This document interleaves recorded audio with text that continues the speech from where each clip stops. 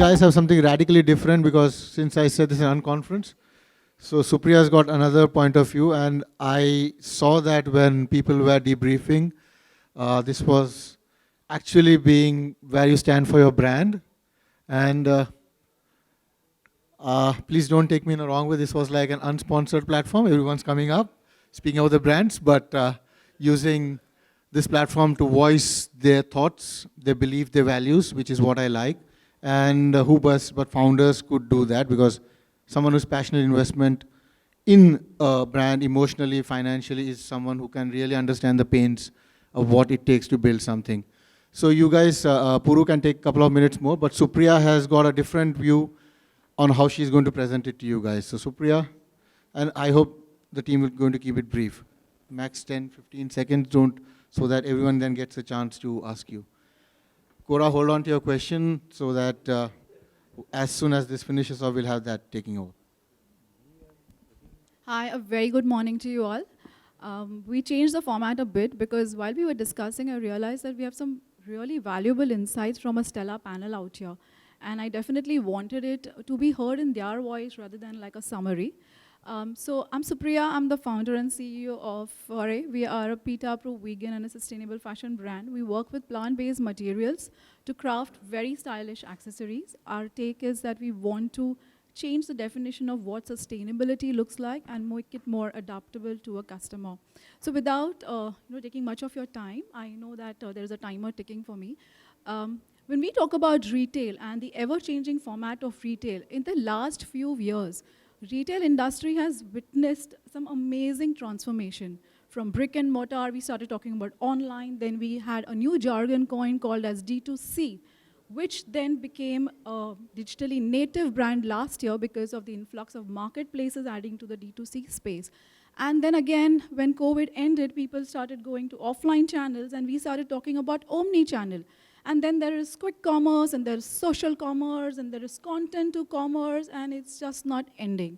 So with that, I would like to have some questions here for my panel here. So we have Yash. So Yash is going to give us some high spirits because he's going to tell us something about how consumer behavior is evolving in a category which is sustainable, but at the same time looks at wellness. Thank you. Hi. Good morning to one and all. My name is Yash. I'm one of the co-founders of Bombay Hemp Company. We make medicines from cannabis for pain management and mental well-being. To your surprise, it's completely legal, so don't worry about that.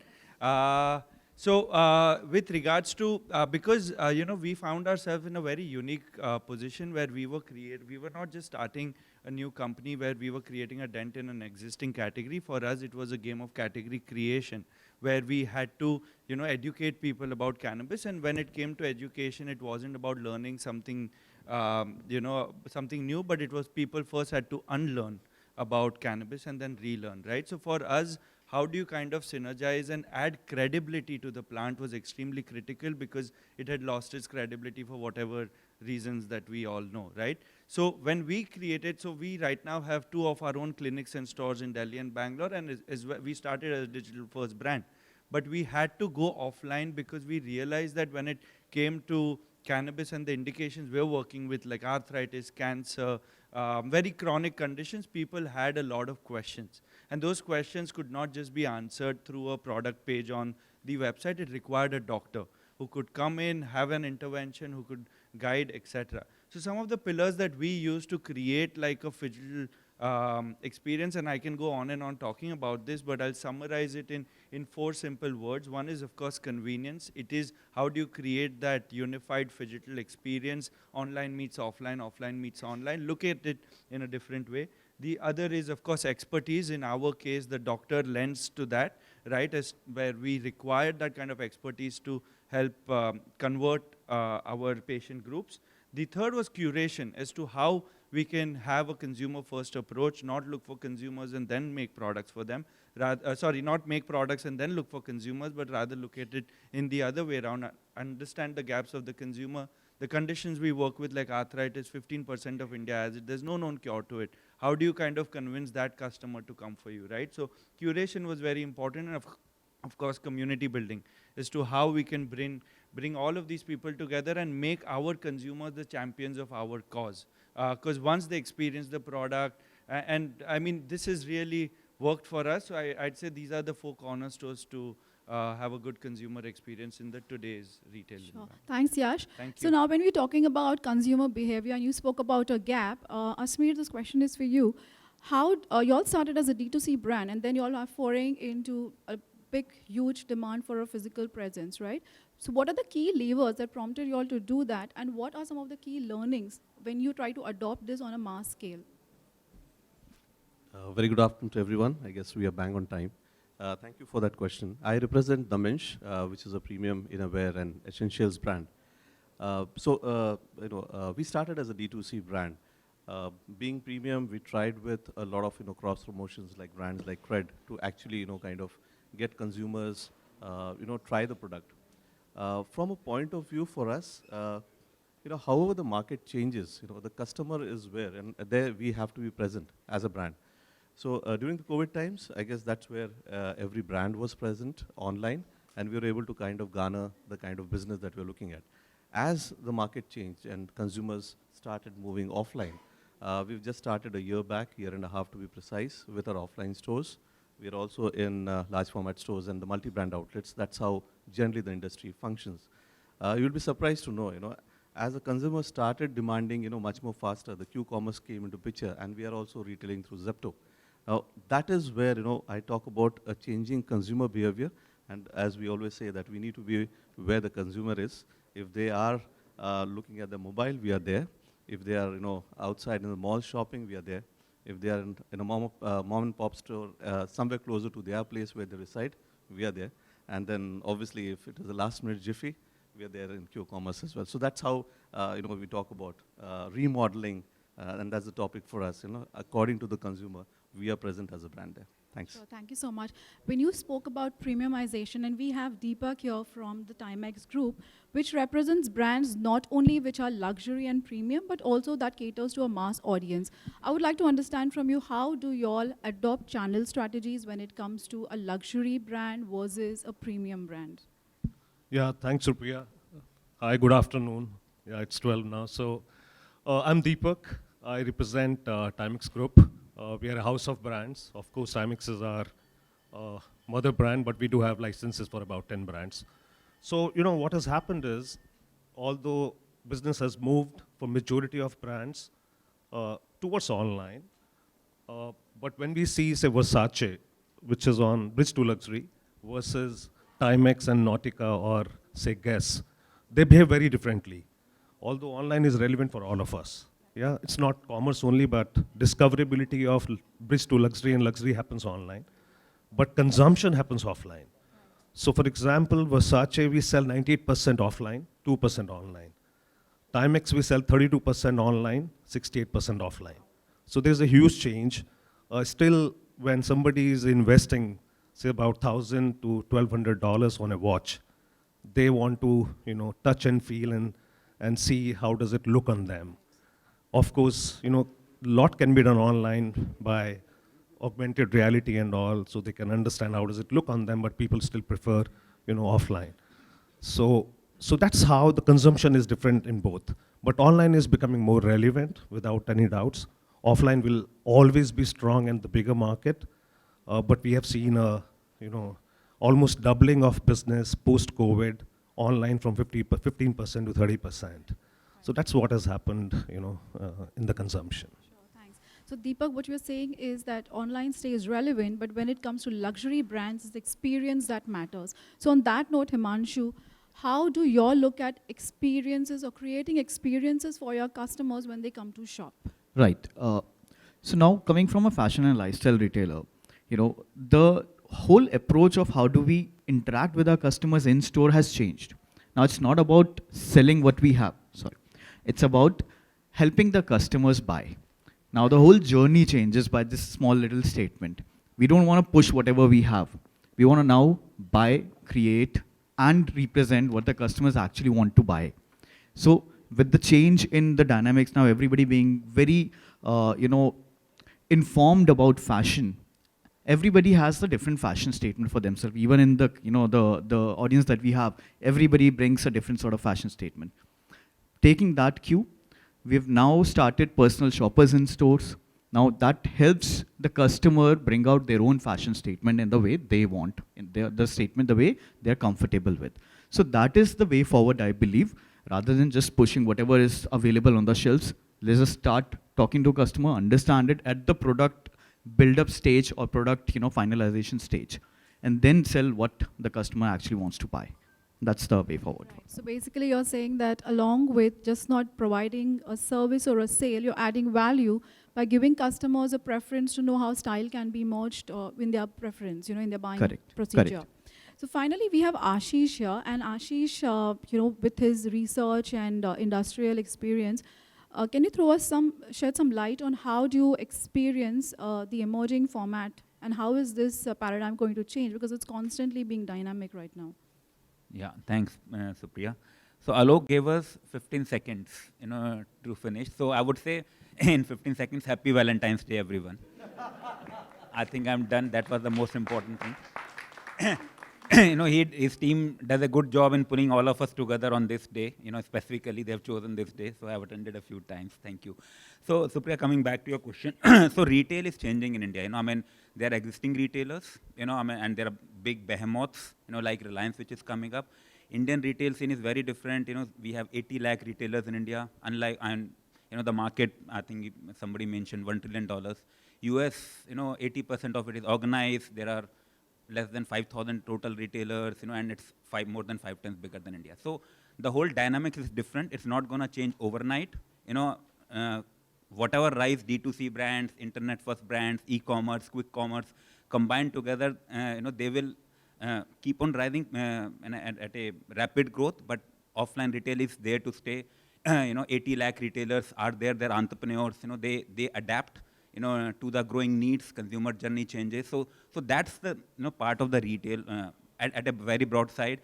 Our GDP is changing, economy, he talked about luxury retail, there are more than 5 million odd families in India with household income of more than 30 lakhs and all. That's going to change. It will become 5 times more in next 10 years. That's why somebody like Louis Vuitton has chosen Deepika as their global brand ambassador, because that they see next wave of luxury retail coming from India, where China was 10 years back. So retail, real estate availability is going to come. So there are a lot of things, which are going to change the face. Consumer is evolving. Somebody mentioned we already have the cheapest internet. It's available. 800 million people. US went through. I was doing some work on the SaaS thing, and there was one quick thing which came up. That US almost 100% penetration of landline phones. They are facing a challenge of how to use mobile, because they have to shift. People are used to using landline phones. In India, it was the total reverse. A lot of 60% of Indian population have used the mobile phones first, right? In the last 10 years. So there's a very different journey India has at that stage, which is going to define the retail industry in India. At very, very basic levels. And it will have, tenets in the technology side, how retailers need to react, how brands need to react. And very, very important thing I would say is understanding the consumer journey. At every stage, product discovery, understanding brand, experience, loyalty, all those factors, India will be very different. And a lot of brands will leverage, their target audience, focusing on certain areas and that certain part, to change the face of the retail. Sorry, I was a bit long, more than Valentine. Thank you so much. So that is to conclude that when it comes to emerging retail formats, we will be where the customer is.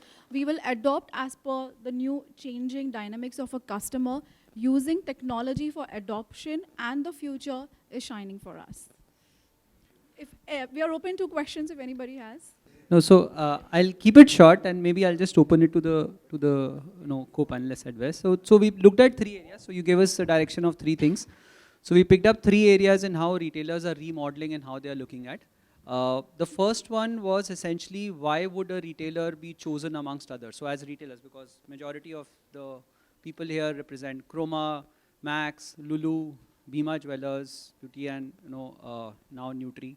So majority, I think they mentioned, one is how do you discover, how do you sort of walk into one retailer over the other? So that was one in terms of, do you really start connecting with it? So one way in which a lot of innovation has recently happened is you're looking at things like Go Green initiative in Max, things like saying there is more affinity to sustainability with the younger audience. They connect with you, and if they connect with you, they'll probably start being more loyal to you. That was one common area that everyone identified with. Second, which Atul initiated, was more on data, on how do you use data to sort of leverage, not just within the ecosystem, but also outside the ecosystem. So when I say within the ecosystem, there are a lot of things like when I look at in terms of chroma, when I look at demographics, how are they changing? So some of them looked at data saying, are they rented ACO? And if they are on rent to it, then what are the new things that they're going to buy? When they're going to buy again, when is the next due date of repurchase? Can I send them a coupon to sort of repurchase? So there is a lot more data to be used to trade up, to trade across, as well as to sort of buy new essentials. But the other interesting bit was, how do you, and let's say Sahil is not there, but one of the things that changed for Chroma, Tata Chroma under Tata Chroma individually versus Tata New is how do you cross trade as well. So he's on a call outside. I just saw him. He was on a call. So how do you sort of leverage that data saying, if my users are buying something, I give them loyalty points. And those loyalty points, let's say a Chroma user can actually use on Big Basket. And hence, those are things that are being used. The other area that, that Sumant highlighted was whenever you add a new geography, you look at patterns of your existing data. And guys, I'm just mentioning so that in case you want to add, please do. So, if you want to add new geographies, new stores, you look at old data and you look at patterns and then you try and build up on this. So that was very interesting. Interestingly, there was also a pin code discussion, which is while a lot of online companies look at pin code penetration and then define which stores to enter, there's a reverse piece as well that is happening, where looking at pin codes and looking at demographic densities in certain areas, there's a lot more data being used to reverse the consumers as well. The third one that we talked was more on how are retailers evolving and innovating on newer things. So Anil, Lulu, for instance, he was talking about by now they have enough experience and patterns to see what are the new things that need to be added in a chain. So for instance, a coffee shop, for instance, is very clear. A virtual mirror is now very, very honest. Then what was the third thing? Yeah, so one interesting piece that he mentioned and then Gopal also mentioned is there is a new trend on who's coming in the store. So earlier it was individuals, now it is family members. And so for instance, if in a men's section, if you have apparel for the dads, make sure you have something for the kids as well. For sure it will sell because dads and kids come together and hence they will sort of buy. So you try and see who's walking in, what are the patterns. It's not just a single individuals, but there are families who walk in because they are more as experience centers. Can you sort of leverage that and say, okay, within the ecosystem, can I add a kid section? Can I add a pet section? Can I add, eateries? That was, I think, that's an interesting one, but obviously in the paucity of time, we could not do it. So maybe I'll just go around and in case anyone wants to add on the third piece, please. Do you have 2 minutes? Do we sort of go around? Okay, so I'll. Hi, my name is Anil. I am from Lulu. One aspect which, taking a leaf from what he spoke about, was how do we collaborate with the partners? So there is an ecosystem which is now being created, which has now gone over and beyond the 4 walls of the retail, right? We have an ecosystem which we have to cater to. So where I'm coming from is that if I know there is a specific trend happening in my data, right? Say for example, sustainability is one of it. I go back to the brand, I say that, you know what, you are lacking on this. Why don't you try this stuff? This is something which is coming as a trend. So making sure that the privacy is still kept with. We are not sharing our individual data also, but looking at the larger trend from what the data is talking about, we are supporting our partners to make sure that they also leverage that particular trend and bring back what the customer is looking for. So that's one point which I think I can add. Yeah. Good afternoon. Good to be here. This is Gopa Kumar. I'm the Chief Operating Officer of Bima Jewels. Obviously, we're a jewelry company present predominantly in the South and also in UAE. I was just wanting to make some comments on the way the group started off, right? So, and a couple of things, right? See, for us, it's very important as retailers to be relevant to our consumers. That's important. If the consumer is omni-channel, what are we talking about offline or online? Consumer is already there. They're exposed. They're discovering. They're interacting. They're learning about your product and then probably making that store visit or clicking and buying, right? So today retailers need to be relevant. And I always say I've been in retail for 25 years in food, fashion, and now specialty, right? So for me, earlier I used to say I'm a retailer. Now I say, I'm here to influence and change the way people shop, right? So that's my real true role. So consumer is there. Consumer has changed already. If you're not ahead of the curve, then, we come to the other part, which is about so-called matrices. My direct marketing digital team, they all come to me and say, इतने लोगों ने view देख लिया, so many people have seen, so many have given a thumbs up, we've got a green tick, But Facebook, Google, all of them are making a lot of money. So I say, vanity matrices, don't gloss over it too much, right? Look at sanity matrices. Are you profitable? Is the channel profitable? I mean, it's a 100-year-old brand. We are profitable. Every month end, I have to go to the promoter and show the profits have gone up by so much. You do ads, celebrities, influencers. And I say influencers, during the COVID period, obviously we did a lot of influencers. Today I see an influencer, I have an influencer doing my, whatever, earrings and stuff. After a week, they're doing someone else's earring and stuff. So where is that control?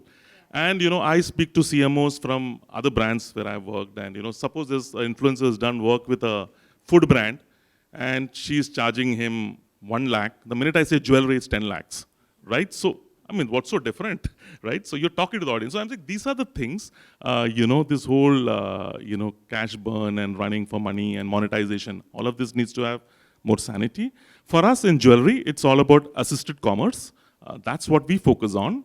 So, personal shoppers, I've also worked with Shopper Stop for a long time. I was leading First Citizen at one point of time, long back, just back, right? So anyway, personal shopper services, book online, appointment shopping, book online, come for augmented reality. We have at all our stores augmented reality. You could come and check out 2,000 designs and select the 5, 6 that you want to try on, because it takes 40 minutes for a consumer to try on jewelry and then share it through WhatsApp or whatever it is. So these are the kind of things, this real life out here. Consumer is really ahead of most of us, and I think we need to not work in silos and really go out there and expose ourselves. Yeah, thanks. Hi, I represent Max Summit Gildial. So just wanted to add few points to this. Now, when we talk about brick and mortar retail outlets, it's not only for sales. Of course, the sales is being the primary one because we are here to make profits, but it's more of experience what the consumers are looking at. It's not only to buy, purchase and everything, but they are looking from an experience perspective when they are entering any store, whether it's a large size store or a medium size store or a small size store. Secondly, when it comes to data, even data has gone to an extent where we are changing our store layouts basis the requirements of the market or the micro markets out over there. Like if a market has more of women wear, which is categorizing Indian women wear. So our layouts in terms of size, how much space has to be given to Indian women wear, or what floor they have to be into it, whether they have to be with kids or Western has to be with kids or kids have to be with men. That pattern is also changing, and it's no uniform as one cookie cutter kind of approach when it comes to retail outlets across.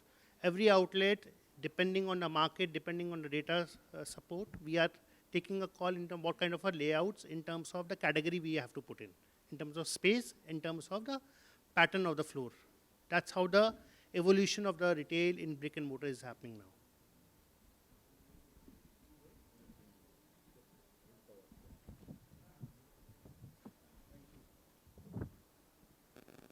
Silence? Any other table?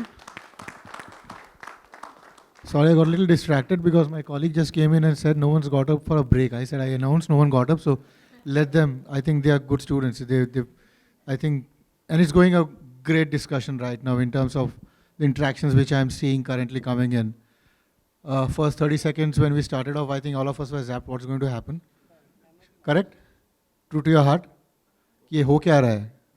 We are all sitting here, is this going to work? Is this going to absolutely go ahead? But nahi chal raha hai. And it's going pretty great now in terms of daud raha hai. Thank you so much, Ashish. And he said, 14 Feb chunte hum log events ke liye. I have been in this business or been in this employment zone in this industry for over 22 years now. So 22 saal ho chuka hai. And we've been doing retail for 21 and 20, sorry. And out of those 20, imagine my wife is here for the first time. So she curses me because 14 Feb I'm always here. I'm on duty. So, and this is not a short duty because Feb is the biggest carnival of events that we do, starting from the 14th to the 18th. So we are parked here at Landsend from 13th morning till 18th night. So no going home, everyone is here, back to back going on, changing. Tomorrow is going to be the World HRD Congress. After that is going to be talent acquisition. 17th I'm doing the women's event, and 18th is CSR. These are all multiple teams, everyone takes 40. So someone else comes on stage, takes over, I go and sit on the registrations and guest coordination. So that's how we chip in and chip out. So this is the life that we are leading, and I'm so happy that you guys trust us and keep coming back to us and get newer people to be a part of it. Atul's been there for long, Puneet's been there for long, Ashish has been there for long, some of you have just joined, Anant has been there, Rakesh has been there, she's been there for 2 years now. So there are some new, Natasha's been there. Actually the gift hamper you gave me, she used. When you had recently started your startup, that was the first time you did that. And that was the first stage that you got here. You publicly acknowledged that Retail Congress was the first ever stage that you came up. Chinu's now the new person in the family, so welcome, Chinu. And Cora, you had something to say. This is the Indian retail. You're from Mauritius, so how different is it and what are you feeling different here? So you had something to share? A quick 2 minutes? Very good morning, everyone. I'm Koraning Korimbokas, CEO of Communications. I'm from Mauritius. I'm very privileged to be here. I love India, I love Mumbai, I love your culture. And I heard the discussion of this morning about social media and retail strategy. So as a chartered marketer, I wanted to share two things, two suggestions. In the past, we have been talking a lot about intellectual intelligence, okay? Then later on, we spoke about emotional intelligence. And today, in our era, we are speaking about social intelligence.